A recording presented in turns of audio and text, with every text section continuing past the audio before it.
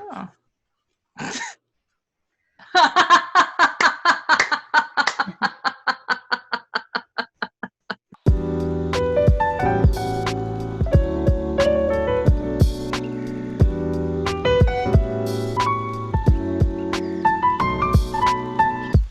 Welcome to Sit Still and Listen. I'm your host, Beth Cornell, and I'm here with my co-host, Sarah Cornell. Oh, my Lord.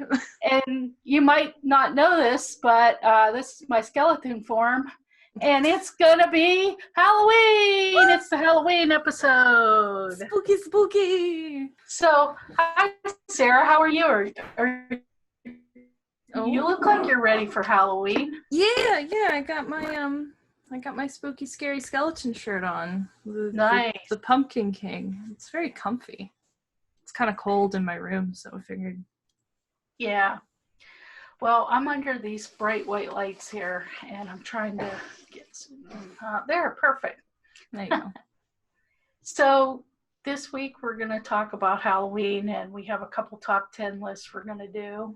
And do you want to go first? I don't know. Do you want me to? We're going to talk about the top 10 costumes and the top 10 scary movies for the both of us. So like out of 10 movies from, the ones that we've watched, which are the scariest.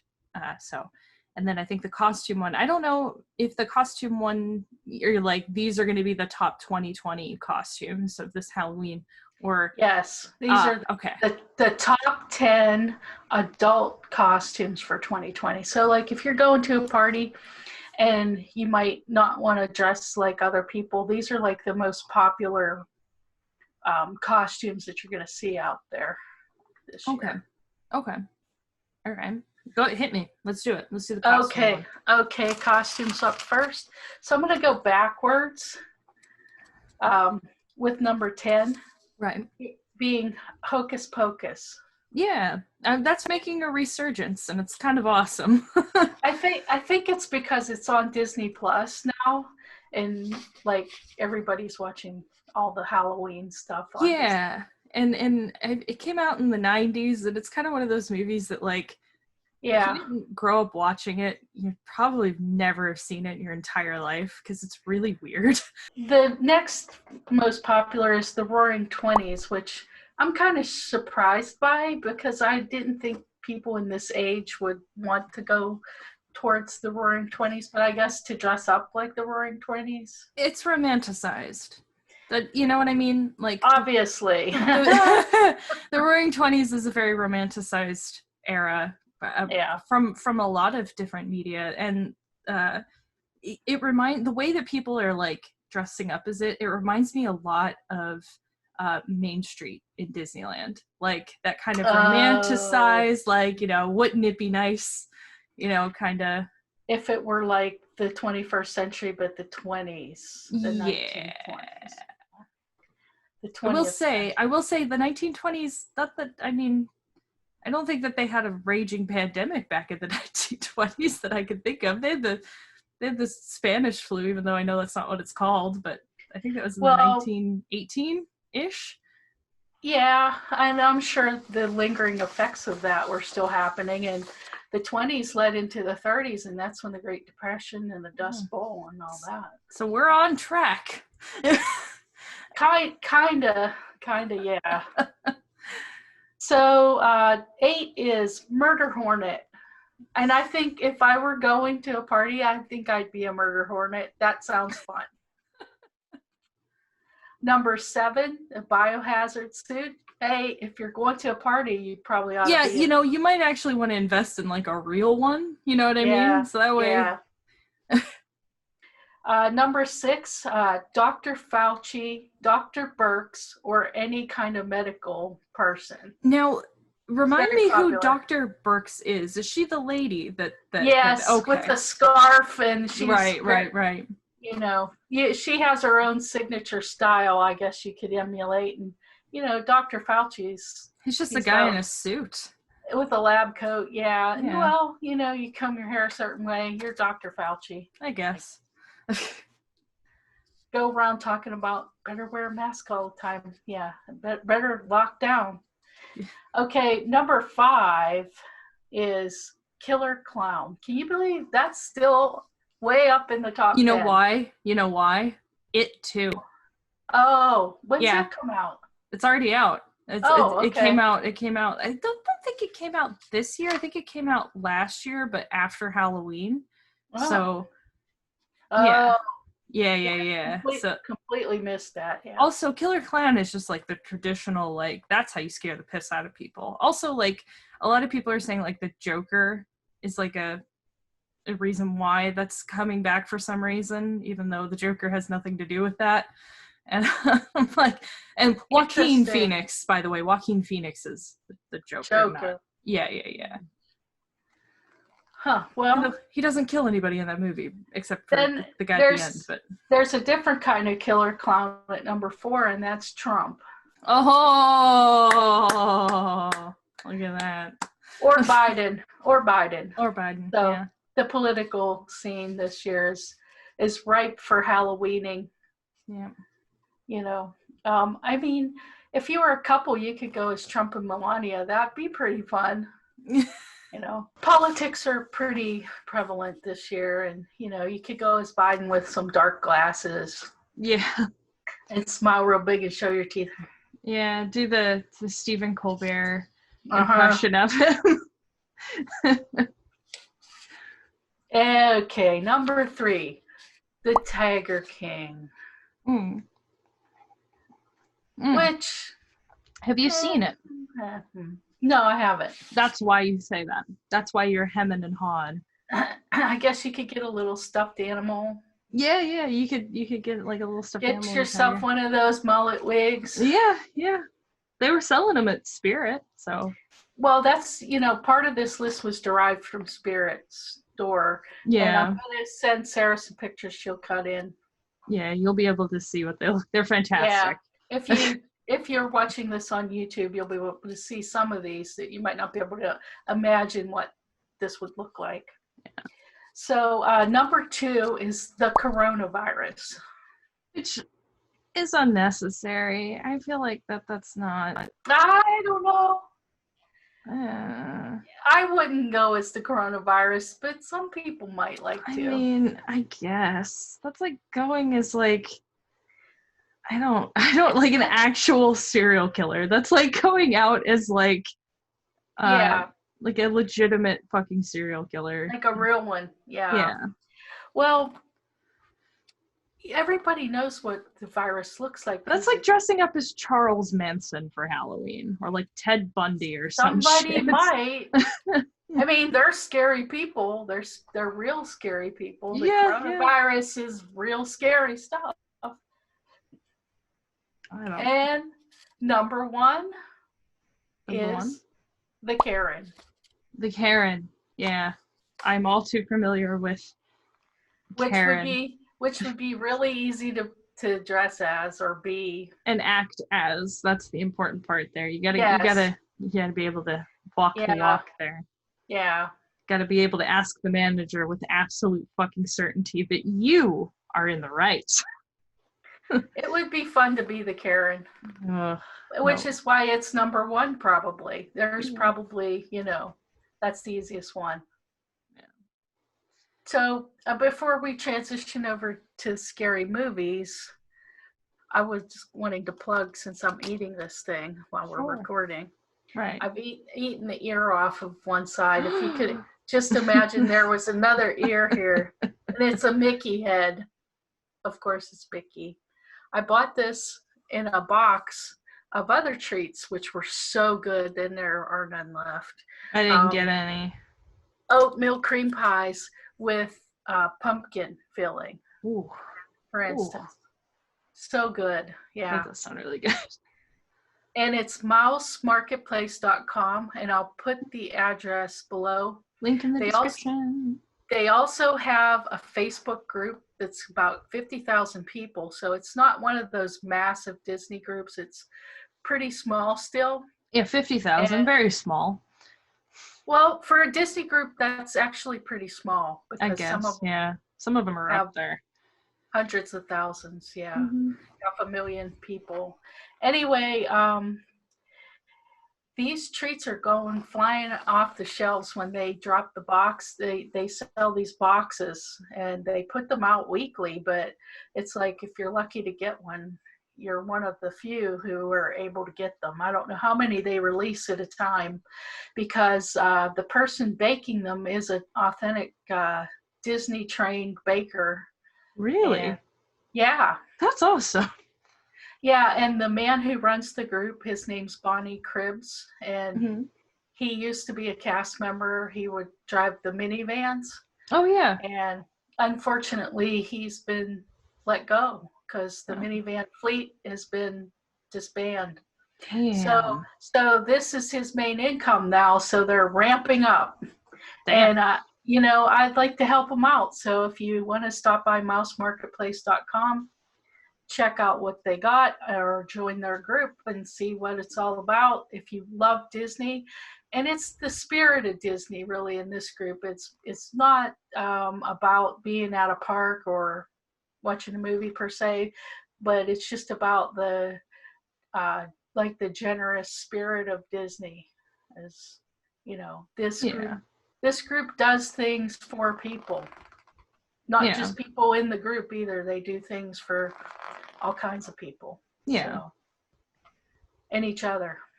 Yeah, that's a good thing. We need more of that right now. Yeah, really. And their most recent thing they did was they took up a donation. And, you know, if everybody in a 50,000 person group gives $1, that's $50,000. Yep. Yeah. So you can see the power of the exponential, you know, factor that's at work inside these groups. And for me, I'm studying it because I would love to replicate something like this and do things like they're doing. So far, I just take part in what they're doing. But they decided to take up a donation for cast members, and then they went to eat at a restaurant and they tipped huge. Right. And they're going to continue to do that till they give out all the money they collected. They did not collect $50,000 because the window wasn't large for the collection. It was like 3 days. But in 3 days, I think they collected several $1,000s. Jesus Christ. And exactly. And I believe the tip that they gave was $1,500. You know, but that can really give somebody a boost in the times that we're having where those restaurants are at 25% capacity, so they're getting 20% of their tips. Yeah. So you know, it's little things like that you can do that just you don't even realize the impact of it. Yeah, you know? I can empathize with that to a degree, you know, because yeah, exactly, Sarah. I used to work at a coffee shop. I won't say the name. And there was a tip jar, and they would, at the end of every week, they would split up the tips. And during Christmas, you'd have to work you'd have to work on Christmas. We were open Christmas Day and Christmas Eve. And if you worked on Christmas, you and everybody who was working on Christmas Day would get the tips from that day. So nobody else would. So working Christmas Day was fantastic because typically when people would come in, they'd drop $20 bills in the tip jar, $100 bills in the tip jar because your poor ass is working on Christmas. Nobody wants to work on Christmas. That's awful. Here's $20 to, you know, soothe over the fact that I ordered 16 Frappuccinos. and then immediately get yelled at an actual Karen. There's plenty of those Karens out during Christmas too. Yeah. You know, it brings out the best and worst in people. Just like 2020 did. Yeah. It's been Christmas all year. Keeps on giving. Oh God. Okay, let's move on to the next top 10 list presented by Sarah. The Halloween movies, specifically my top 10 favorite Halloween movies that I typically watch around this time of year. Ironically, my favorite movie series isn't on here, and we're watching it. Like we usually save.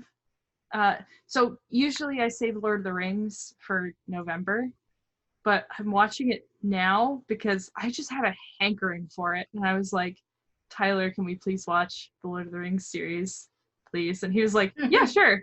So last night we watched The Fellowship, and today we're watching Two Towers, which is my favorite one. So I'm really excited. But I'm also going to work backward. Okay. So the number 10, Nightmare Before Christmas, obviously. Like, yeah, you have to watch that. And if you're like, it's a Christmas movie, yes, it is. It's also a Halloween movie. So you can watch it for both. Why not both? It's both. It's I'm totally surprised both. that isn't higher on the list. I'm really shocked that that's not like 5. It's because like I've grown up with it, so I've seen it a lot. I've seen it plenty of times. It's one of those ones that like if I happen to be in the mood to watch it, I'll watch it. Yeah. But I know that in 2 months I'm going to be watching it again. So I just kind of hold off. I don't like to go whole hoss with it. I say as I'm wearing a Nightmare Before Christmas shirt. I was gonna say, I thought for sure that would be higher. Nah. I wanted actual scary movies. Like some of these are some of these are like, you know, goofy, haha, funny movies.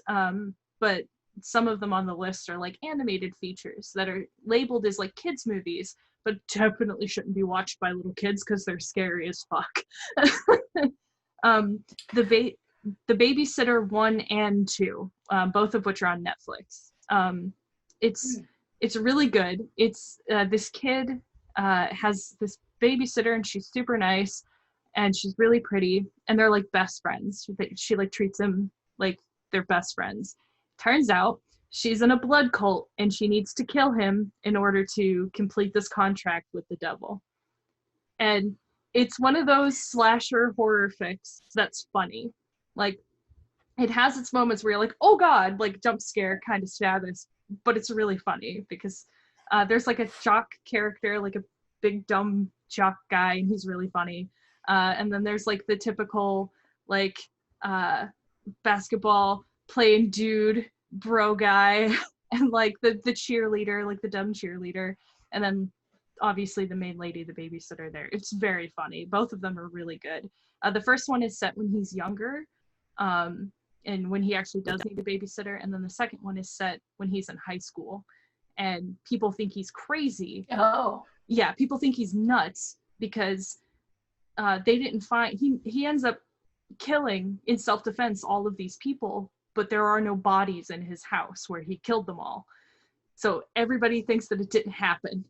So they all think he's nuts, and he's like on pills and stuff, and eventually it comes to light that he isn't crazy, and that his parents believe him now because his parents didn't believe him before.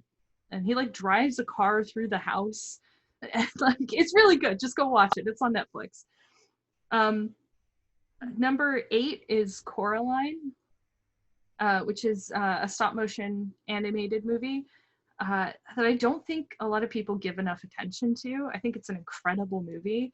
I'm not going to say that it's better than Nightmare Before Christmas, because Nightmare Before Christmas nails that really good Halloween, Christmas vibe there. This is kind of in the middle somewhere, where it's not really a seasonal movie at all, but it's scary.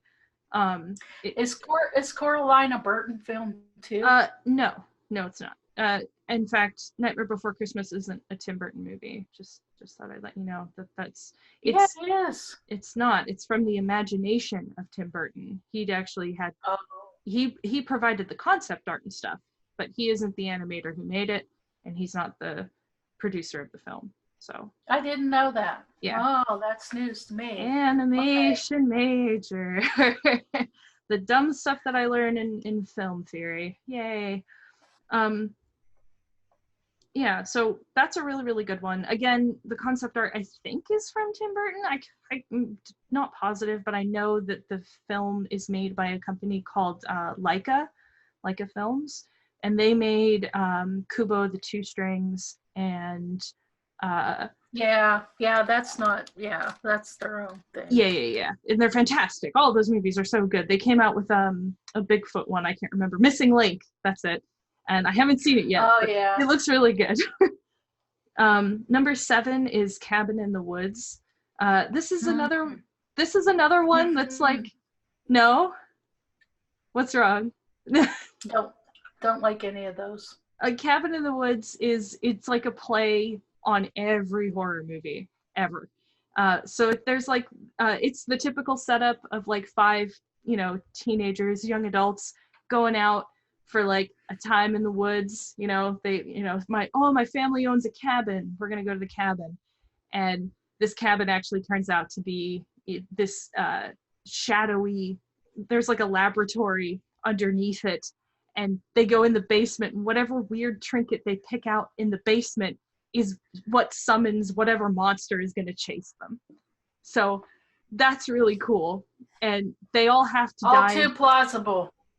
All too plausible. And some of it's very silly. Like, it's got very, very dark humor. I wouldn't necessarily call it scary. There's jump scares in it, but it's not like, that kind of... Yeah. I like scary movies that have that creeping terror, not necessarily outright just kind of scary. I like that psychological in your brain, messes with you all night and keeps you awake kind of scary. Number 6 is Cloverfield. The only reason why that is so high is because I went and saw it when I was a really little kid because it was like a monster movie. And I remember screaming in the movie theater really loud at one point. So that's why that was up there so high. Also, I don't think you were really little. I'm going to look up what year Cloverfield came out. I think it came out in like 2008, 2009. I was probably about 10, 13-ish. That's pretty little. That's little for me, considering that like everything I'd watched up prior to that was Disney movies. 2008, yeah. Yeah, see? Told you. I know what I'm about. Yeah, but you were in high school, girl. And? I'm just saying, you weren't like... What other scary movies had I watched? What other scary movies had I watched? Probably none. Exactly. I didn't raise you on horror films. My point. Exactly. I had the mind of a fucking 10-year-old when it comes to that stuff. And I still do, and I'm 27 years old, so... Okay. I did my job right then. Yikes. So, yeah, that was a movie. And it was one of the first monster movies that I watched that wasn't Godzilla. That wasn't, like, a big, giant kaiju, Yeah. It wasn't coming out of Japan or something, because typically all my monster movies were coming out of either Japan or China, depending. Number 5 is 28 Days Later, which is a zombie movie. Ooh. Yeah, that one's a good one. That one's a good one. It's so I don't like good. Fast zombies, forget it. Yeah. Forget it. I think this was one of the first movies that had introduced like fast zombies to like the public at large. Yeah. So I feel like, well, let's put it this way. I'm afraid of slow zombies, so beat them up, I'm even more afraid of them. I feel like I'll never get away from them. I've played too many video games to actually be like actually legitimately scared of a zombie, because I kind of really I know what to do in that situation. I don't know if you remember this a few years ago.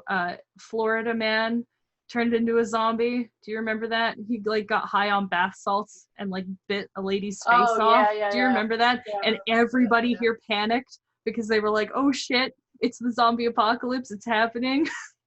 So like, I feel like, can we go back to that? Because I don't think the real apocalypse is just not doing it for me. Yeah, this sucks. No. Yeah. This sucks. I agree. This sucks. Let's go back to that fake zombie apocalypse that we were all preparing for. Yeah.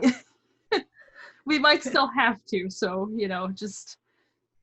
True. Number 4 for me is Pan's Labyrinth. I think that movie has a lot of really creepy, scary monsters in it that's just really good. And the way that the film's ending is kind of ambiguous. I feel like that adds to the scariness of that movie. I really like it. That's a fantastic movie. 30 Days of Night, which is a vampire movie. If you want just like gore spectacular, where like each character has about like 16,000 liters of blood in their body, and like the nearest little poke just explodes them into just gore chunks. This is the movie. 30 Days a Night is set in Alaska during Alaska's 30 Days of Night, where they don't see the sun for 30 days. And these vampires have the fantastic idea to go use everybody who lives in this small little village who's not going to see the sun for the next 30 days as their personal blood bank. And they just go through this town and kill everyone. And it's awesome. It's so good. It's definitely, again, it's not really that scary, to be honest. Once you see it once, you're like, I'm not really that freaked out by it, but it's still really good. And the last two are probably the scariest on my list. The first one, number 2, is Silent Hill, the Silent Hill movie that they made. I think that... Oh, that's a real place. That's for real. I think it is. I know. I think that they, because it's an adaptation of a video game into a movie. And I think that for what it is, it's not bad. They hit all the marks. Pyramid Head is in it. The creepy nurses are in it. They got the Cinder Kids. They've got, the creepy, it turns from like regular purgatory to straight up just hell coming up out of the ground. And that place is Centralia, Pennsylvania. Yes. I was just hell has come up out the ground and everybody had to move. Yeah. And it's still burning. It's going to burn forever, probably. Coal fire's still burning underneath, which is a phrase that they say in that movie so much. Also, Sean Bean is in it for some reason. And really? Yeah, he's the husband of the wife who takes. Yeah, and it's so weird because like that is kind of weird. Because he's like a Bond villain, and then like he's also Boromir in Lord of the Rings, and then he's Ned Stark, and now he's just kind of like in this weird sort of situation where he's like chasing after his wife Rose, and like he can't find her because she's dead, but not really dead. She's just like in some weird purgatory because Silent Hill is terrifying. I don't know. It's good. Yeah. And my number 1 is Alien, the original Alien movie. Oh. Yeah. No. Okay, I can go with that. Yeah. No. Fuck that one. I hate it. I can't really sit through it because it skeeves me out. Really? Yeah. I'm actually. You know what it is? Face huggers. Oh. I can't. They're too skittery. They're way too skittery, and I'm curling up my toes just thinking about it. But that had a lot of good elements because it had the gory stuff, it had the psychological suspense stuff, and that's I like that. I like that psychological messes with your head. Like when you look at it, you're like, oh my god. But have you watched Get Out? Yes. Oh my god, that movie is so good. It did make your top 10. Huh? It did make your top. I kind of wanted to keep it like movies that had come out like earlier. Because none of these movies came out, at least to my knowledge. None of these movies came out before 2000. No, so that's right. I wanted to try and kind of keep it a little bit classical. If we want to talk about new movies, yes, that would be my number 1 right at the fucking top. I didn't make it all the way through that movie. It's so it just I didn't make it very far actually, but I intend to watch it, so don't tell me about it. Don't tell me about it. It's so good. It's so good. I had to hide behind a pillow several times, but yes, no, it's. Well, I was really happy that the man who made it, I can't remember his name. I love him. Key and Peele. Yeah. Peele. Yeah. Jordan Peele. Yeah. Oh my god, he's so good. Yeah. Because he's hilarious and scary. Mm-hmm. And that movie kind of like really just put a pin in it. He's like, hey, I'm actually really good at shit. It's like, yeah, we know. Please stop being that fucking good. Holy shit. Yeah, but and I think it had such mass appeal to it because of the era of time that we're living in too. Yep. relevant topic and all that kind of thing. But Yeah. I mean, if he makes a movie after this year, like, what's that movie going to be about? Yeesh. I don't want to see it. I tend to like, you know, I'm a very like visual person, so I tend to stay away from I have a visual diet. Let's put it that way. Like, I can eat these things all day long, and, you know, crappy things. My body can handle that, but my mind cannot handle when I put crap in there, or because then unfortunately I see things. And I don't want to see things or hear things.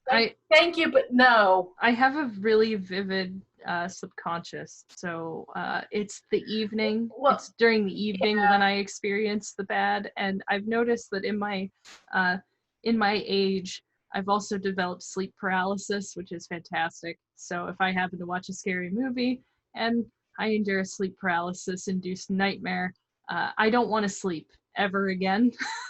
It's not fun. It's awful. I only ever known one other person who had that, and they said it was terrible. It's horrific. It's the worst because you can't move. You can't move. Yeah. And like you just so just, you know, Halloween is all fun and games until something like that really happens. So it's very suddenly real, at least a little bit. Then it's Halloween's over. Yeah, it's over. You know? You're done. You just cancel it. It's good. Yeah, no, I'm lucky enough to have somebody who sleeps next to me who is a very light sleeper and knows what distress looks like. So I happen to either only suffer for maybe about 5 or 10 minutes, and then I get woken up and I'm able to move properly. Or it's not even wake because I'm awake. I just can't move. And yeah.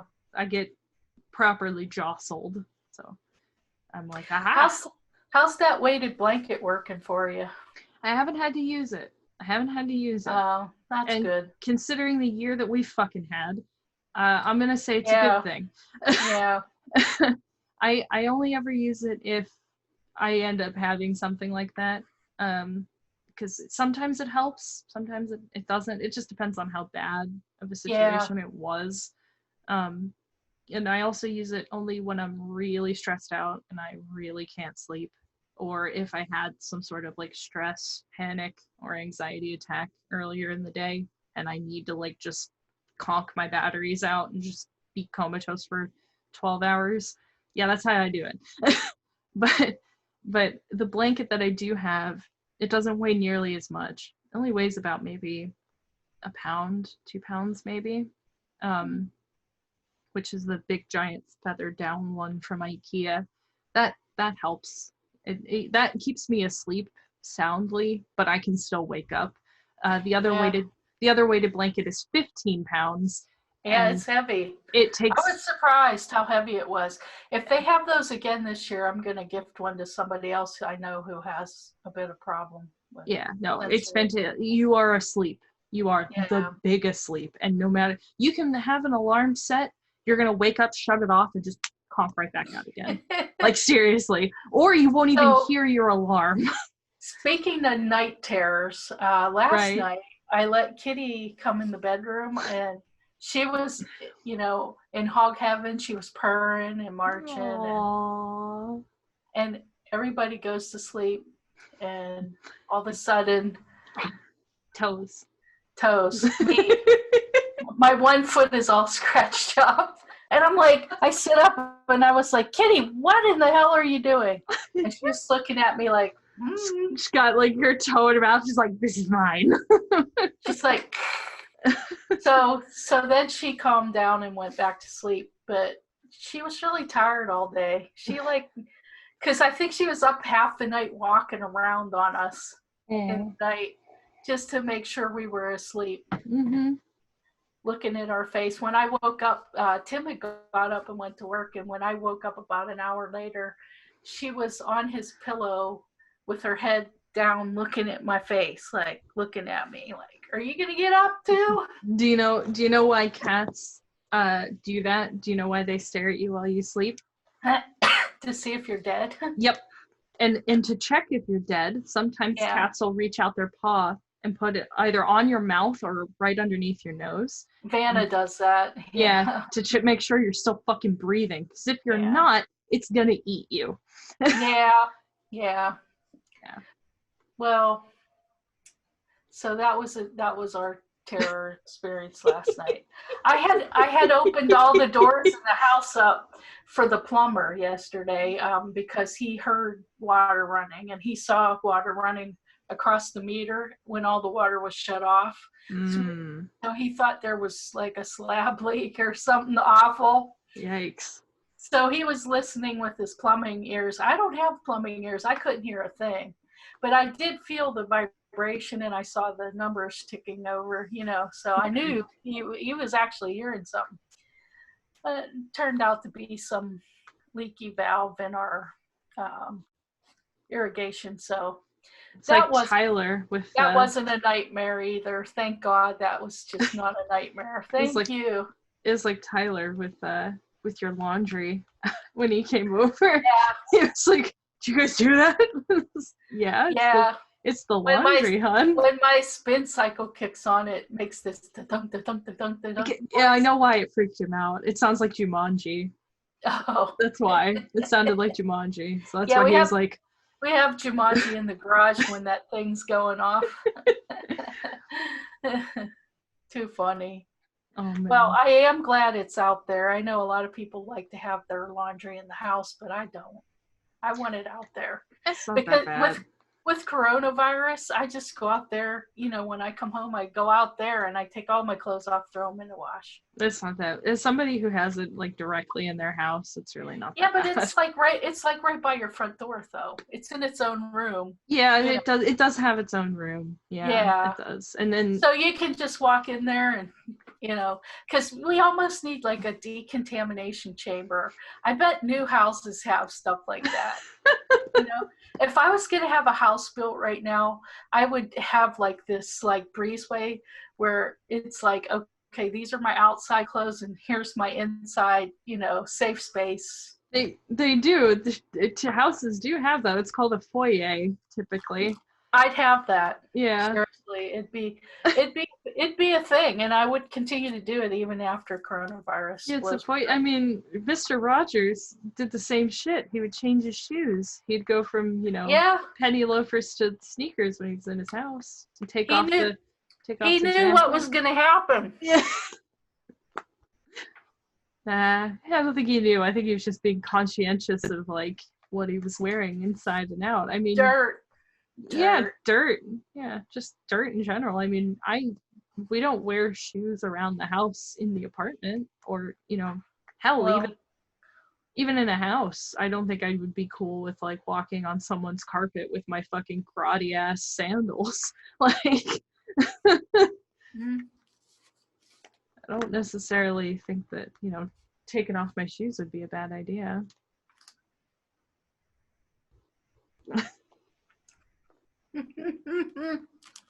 mousemarketplace.com. Okay, that was our Halloween episode. Yeah. Thanks for joining us. This episode's going to be kind of in the middle of visual and not so visual.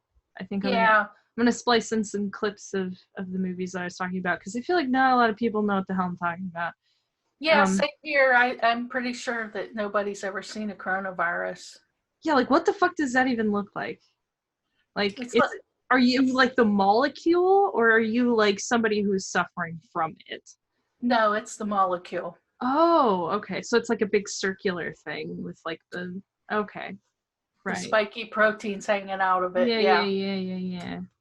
Okay. It's a pretty simple outfit, really. All of these are, actually. Yeah, I mean, you should have to raid your angriest aunt's fucking closet for Karen, and then you can really pull that off. You can go out and study society to find Karen, the perfect Karen outfit. You don't even have to go outside. You just type it in on YouTube. Well, there's that. That's the safe way to do it. But like, just hang out at the front of Walmart for a little bit. You'll see several versions that you might want to try. versions. Oh man. I love you, Sarah. I love you too, Mom. Happy Halloween. Happy Halloween. Happy Halloween, everybody. Peace out. Bye.